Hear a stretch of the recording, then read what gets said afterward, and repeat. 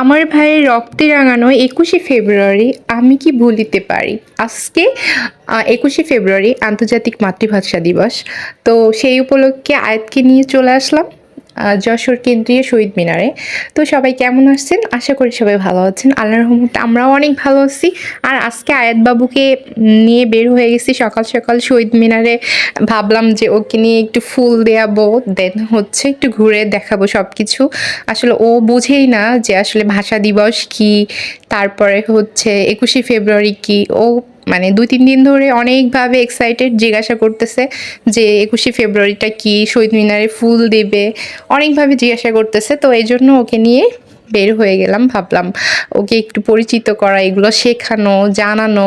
আসলে এখনকার জেনারেশন তো এগুলো তেমনভাবে জানেই না, বুঝেই না। তো এইখানে শহীদ মিনারে এসেই আয়াত বাবু হচ্ছে পতাকা নিবে, তো ওর বাবা ওকে পতাকা কিনে দিল ফার্স্ট একটা। তারপরে একটা ভাইয়া সুন্দর করে সবকিছু আর্ট করতেছিল, সব বাচ্চারা দেখছিলাম যে সব বাচ্চারা একে একে এসে আর্ট করতেছিল, মুখে পতাকা, শহীদ মিনার। তো ভাইয়াটা অনেক সুন্দর করে মুখে এগুলো আর্ট করে দিচ্ছিল, আর আয়াত বাবু চুপটি করে দাঁড়ায় ছিল।